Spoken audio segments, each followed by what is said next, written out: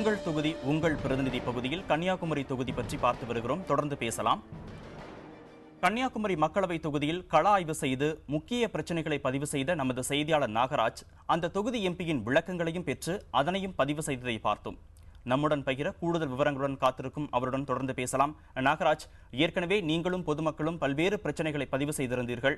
இவைகள் தவிர கன்னியாகுமரி தொகுதி மக்கள் முன்வைக்கும் வேறு பிரதான பிரச்சனைகள் என்னென்ன? கார்த்திகேயன் கண்டிப்பாக சொல்லணும். கார்த்திகேயன், அது கன்னியாகுமரி தொகுதியை பொறுத்த வரைக்கும் பல்வேறு வளர்ச்சி திட்டங்களை எதிர்பார்த்து காத்திருக்கிற ஒரு தொகுதியாக தான் தமிழகத்தின் எல்லை பகுதியில் இருக்குது. இது குறித்து பேசுவதற்கு பலதரப்பு மக்களும் நம்மோடு இருக்கிறார்கள். அவரிடம் இது குறித்து பேசலாம்.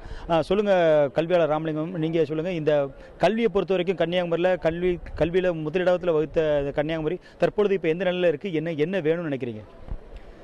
கன்னியாகுமரி மாவட்டம் ஆக்சுவலாக கல்வியிலே முதன்மை மாவட்டம், மற்ற எல்லாராலும் போற்றப்படக்கூடிய மாவட்டமாக இருக்கின்றது. எல்லா கல்வி நிலையங்களும் சிறப்பாக நடைபெற்று கொண்டிருக்கிறது. ஆனால் மத்திய அரசுடைய நேரடி பார்வையில் இயங்கக்கூடிய மற்ற மாநிலங்களில் இருக்கக்கூடிய கல்வி நிறுவனங்களை போன்று இங்கே ஆராய்ச்சி பணி தொடர்வதற்கான கல்வி நிறுவனங்கள் எதுவுமே இல்லை. அந்த நிறுவனங்கள் வந்தால் மேலும் அந்த ஆராய்ச்சி படிப்புகளுக்கு அது உதவிகரமாக இருக்கும் என நினைக்கிறேன். மேலும் இந்த மாவட்டத்தில் படித்த பட்டதாரிகள் இளைஞர்கள் வேலையற்று அதிகமாக காணப்படுகிறார்கள். இங்கே தொழிற்சாலை இல்லாத ஒரு மாவட்டமாக காணப்படுகிறது. இந்த படிப்பு சார்ந்த தொழிற்சாலைகள் இங்கே அமையுமேயானால் அந்த மாணவர்களுடைய வாழ்க்கை தரம் உயரும் என்பதற்கு அச்சமில்லை என நினைக்கிறேன். சண்முகம், நீங்கள் சொல்லுங்கள், இங்கே தொழில் பொறுத்த வரைக்கும் சிறு குறு தொழில்கள் அதிகம் இருக்குது. நீங்கள் அதில் எந்த விதமான முன்னேற்றம் வேணும்னு நினைக்கிறீங்க? குறிப்பாக சொல்லப்போனால் தோவாளையில் பார்த்தீங்கன்னா 5000 ஏக்கருக்கு மேலே பூ விளைஞ்சிட்டு இருக்குது.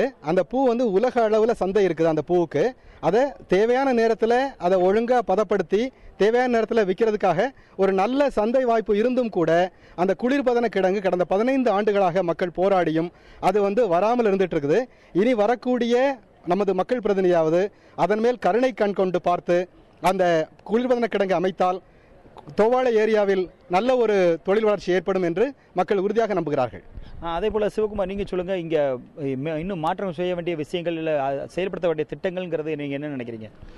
அதாவது பார்த்தீங்கன்னா, இப்போ கன்னியாகுமரி 3 பக்கம் கடல் இருக்குது. இந்த ஊரை பொறுத்த வரைக்கும் இங்கே வாழுகிற மக்கள் 2 தொழிலை தான் சார்ந்திருக்காங்க. ஒன்று பார்த்தீங்கன்னா மீன்பிடி தொழில், இன்னொன்று பார்க்கணுன்னா சுற்றுலா தொழில்.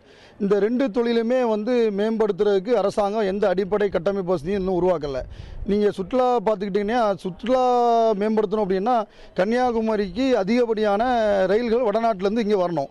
ஆனால் அது ஏன் இது வரைக்கும் வரலை அப்படின்னா, இந்த கன்னியாகுமரி ரயில் நிலையமும் சரி, நாகர்கோவில் ரயில் நிலையமும் சரி, இந்த 2 ரயில் நிலையங்களும் இன்றைக்கி திருவனந்தபுரம் கோட்டத்தோடு இணைந்திருக்கு. இந்த திருவனந்தபுரம் கோட்டம் அப்படிங்கிறது முழுக்க மலையாளிகளுடைய ஆதிக்கத்தின் கீழ் செயல்பட்டு இருக்கக்கூடிய கோட்டம். அங்கே இருக்கக்கூடிய அந்த அதிகாரிகளும் சரி, அங்கே இருக்கக்கூடிய அந்த தொழிலாளர்களும் சரி, அங்கே இருக்கக்கூடிய அந்த நாடாளுமன்ற உறுப்பினர்களும் சரி, கன்னியாகுமரிக்கு வர வேண்டிய எந்த ரயில்களையும் கன்னியாகுமரிக்கு வரவிடுவதில்லை. இன்னும் பார்த்தீங்கன்னா அது திருவனந்தபுரத்தோடு நின்றும், இல்லைன்னா பார்த்தீங்கன்னா எர்ணாகுளத்தோடு நின்றும். அப்போது கன்னியாகுமரிக்கு ரயில்கள் வரலை அப்படிங்கும்போது கன்னியாகுமரிக்கு வரக்கூடிய அந்த சுற்றுலா மூலம் வரக்கூடிய அந்த அரசுடைய வருவாய் இங்கே இழக்குது. அதனால் இங்கே இருக்கக்கூடிய மக்களுடைய வேலைவாய்ப்பு குறையுது. அதே மாதிரி மீன்பிடி தொழில் எடுத்துக்கிட்டிங்கன்னு பார்த்தீங்கன்னா, ஒரு நாளைக்கு மீன் நிறைய வரும், ஒரு நாளைக்கு மீன் கம்மியாக கிடைக்கும். அந்த மீன் நிறைய கிடைக்கிற அன்னைக்கு அந்த மீனை அதை பதப்படுத்தி வச்சு அந்த மீனை அடுத்த நாள் நல்ல விலைக்கு விற்கிறதுக்கு அந்த குளிர்பதன கிடங்கு இங்கே அவசியமாக தேவைப்படுது. இங்கே ஒரு மீன்பிடி துறைமுகம் இருக்குது. அந்த துறைமுகத்துக்கு பல ஏக்கர் நிலம் காலியாக அது வேஸ்ட்டாகவே இருக்குது. அந்த இடங்கள் வசதி இருந்தும் அரசாங்கம் இந்த மாதிரி கட்டமைப்பு வசதிகளை இன்னும் செய்யாதனால இங்கே இருக்கக்கூடிய மக்களுக்குடைய வருவாய் நிறைய பாதிக்கப்படுது. அன்பழகன், நீங்கள் சொல்லுங்கள், இன்னும் மேற்கொள்ளப்பட வேண்டிய திட்டங்களோ இல்லை அதிக செயல்படுத்த வேண்டிய திட்டங்கள் நீங்கள் எதை பார்க்குறீங்க? இந்த கன்னியாகுமரி பகுதி இந்தியாவினுடைய ஒரு தென்கோடி பகுதியாகும். இங்கே தான் சூரியன் உதயமாகிற காட்சியும் இங்கே தான் நடைபெறுகிறது. சூரியன் மறைவு ஆகிற காட்சியும் இங்கே தான் நடைபெறுகிறது. ஆனால் இந்த தாய்லாந்து நாட்டை போல இந்த பகுதியில் சுற்றுலாவினுடைய வருகையை பெருக்குவதற்காக எந்த நடவடிக்கையும் இதுவரையும் எந்த அரசாங்கமும் எடுக்கவில்லை. ஒரு 150 ஏக்கர் நிலம் விமான நிலையத்திற்காக அடையாளம் காட்டப்பட்ட பிறகு கூட அந்த விமான தளம் இந்த சுற்றுலா பகுதியினுடைய சுற்றுலா பயணிகளுடைய வருகையை அதிகரிப்பதற்காக அந்த விமான தளம் அமைக்கப்படவில்லை. அதே போல இந்த பகுதியில் வரலாற்று சிறப்புமிக்க ஒரு வட்டக்கோட்டைங்கிறது ஒரு கடற்கரை பகுதியில் இருக்கிறது. அந்த கடற்கரை பகுதியில் இருந்து விவேகானந்த பாறை என்பது ஒரு 3 கிலோமீட்டர் தூரம் ஒரு கடல் போக்குவரத்து அழகான ஒரு பகுதியாகும். இதில் ஒரு படகு சவாரி செய்து சுற்றுலா பயணிகளுடைய எண்ணிக்கையை பெருக்குவதற்கான ஒரு நல்ல ஒரு அடித்தளம் இந்த பகுதியில் இருக்கிறது. ஆனால் இதுவரைக்கும் இருந்த நாடாளுமன்ற உறுப்பினர்கள் எவருமே அதற்கான ஒரு ஆக்கமான நடவடிக்கையை எடுக்கவில்லை. வருகின்ற நீங்கள் சொல்லுங்கள், அதாவது ஒரு முதற்கட்ட வாக்காளரான நீங்கள் இப்போ எப்படி பார்க்குறீங்க இந்த கன்னியாகுமரி தொகுதியை? என்னென்ன செயல்பாடுகள் என்ன தேவைன்னு நினைக்கிறீங்க? முதல் தடவையாக என்பி எலெக்ஷனில் வாக்கு அளிக்க போகிறேன். இந்த வரக்கூடிய என்பி வந்து இந்த மாவட்டத்தில் கல்விக்கு முக்கியத்துவம், தொழிற்சாலைகளுக்கு முக்கியத்துவம், அனைத்து மக்களுக்கும் தேவையான அனைத்து நல்ல இதுகளையும் செய்யணும்னு ஆசைப்படுறேன். கல்வின்னு பார்த்துக்கிட்டிங்கன்னா எல்லாம் கல்வியை முக்கியத்துவப்படுத்துகிறாங்க. கல்வின்னு பார்த்துக்கிட்டா ராமலிங்கம், நீங்கள் இன்னும் என்ன மாதிரி துறைகள் இங்கே அதிகம் வரணும்னு நினைக்கிறீங்க? மெடிக்கல் சம்மந்தமான ரிசர்ச் ஆக்டிவிட்டீஸ் வந்து பெர்ஃபார்ம் பண்ணணும்.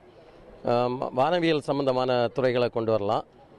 ஆராய்ச்சி சம்பந்தமான துறைகள் நம்முடைய மத்திய அரசுடைய நேரடி பார்வையில் இருக்கணும். ஹைதராபாத்து, டெல்லி, கல்கட்டா, புவனேஸ்வர் போன்ற பகுதிகளில் இதே போல் கல்வி நிறுவனங்கள் இருக்குது. ஆனால் நம்ம இடத்துல வந்து அது போன்று இல்லை. மத்திய அரசுடைய நேரடி பார்வையில் இயங்கக்கூடிய கல்வி நிறுவனங்கள் வந்தால் நல்ல நன்மை பயக்கும் என நினைக்கிறேன். கார்த்திகேயன், நீங்கள் கேட்டிருப்பீங்க, கல்வி தொடங்கி அது தொழில் வரைக்கும், அது மட்டும் இல்லாமல் சுற்றுலாத்தலம் வரை பல்வேறு கோரிக்கைகள் இந்த மக்கள் மத்தியில் இன்னும் உள்ளது. கன்னியாகுமரி தொகுதியை பொறுத்தவரை கடைசி, அதாவது தமிழகத்தில் மட்டுமல்ல இந்தியாவில், அதாவது தென்கோடியில் உள்ள ஒரு முக்கிய சுற்றுலாத்தலமாக கருதப்படக்கூடிய இந்த கன்னியாகுமரி மேலும் பல்வேறு ஒரு எதிர்பார்ப்புகளோடு தான் நீங்கள் காத்து கொண்டிருக்கிறது என்பதுதான் உண்மை. கார்த்திகேயன், நிச்சயமாக நாகராஜ், உங்களுக்கும் இந்த நிகழ்ச்சியில் கலந்து கொண்ட அத்தனை விருந்தினர்களுக்கும் மிக்க நன்றி.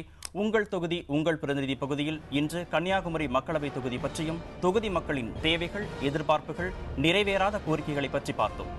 தற்போதைய எம்பியின் விளக்கங்களை பார்த்ததோடு வர இருக்கும் எம்பி என்ன செய்ய வேண்டும் என்பது பற்றிய தொகுதி மக்களின் எதிர்பார்ப்புகளையும் பார்த்தோம். நாளை மேலும் ஒரு மக்களவை தொகுதியை பற்றி விரிவாக அறியலாம். உண்மை செய்திகளை உடனுக்குடன் அறிந்து கொள்ள தொடர்ந்து இணைந்திருங்கள் புதிய தலைமுறையுடன்.